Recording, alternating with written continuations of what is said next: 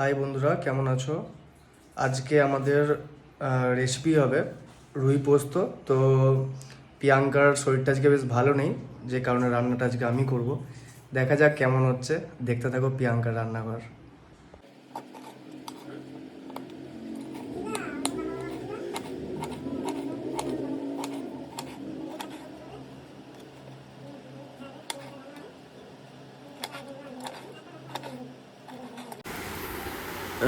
তেল দেওয়া হয়ে গেছে, তেলটা গরমও হয়ে গেছে।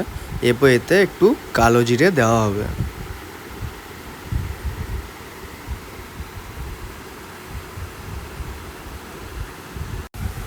কালো জিরের ফ্লেভারটা চলে এসছে এবং আমরা পেঁয়াজ দেবো।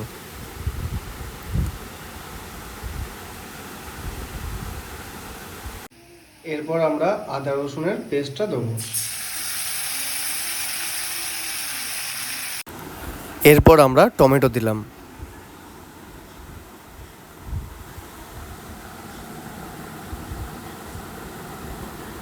একটু ভালো করে নাড়িয়ে নেব।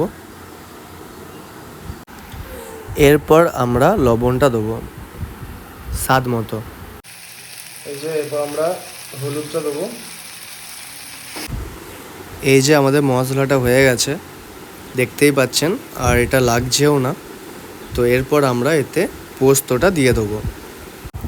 এতে আমরা কোনো গুঁড়ো মশলা ব্যবহার করিনি, যাতে পোস্তর ফ্লেভারটা পাওয়া যায়। এরপর আমরা কাজুটা দিয়ে দেবো।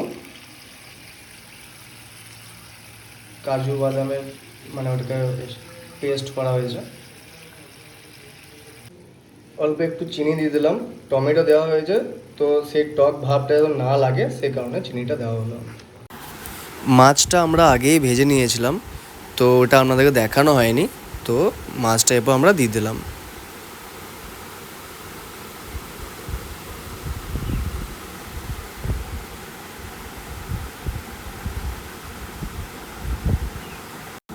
তো আমাদের রুই পোস্তটা নামানোটা দেখানো হয়নি। তো আজকে যে লাঞ্চ, সেটা কি কি হয়েছে একটু দেখে নেন।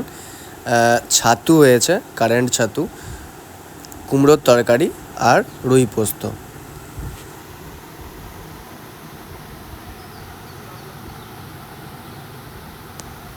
খেতে কিন্তু দারুণ হয়েছে।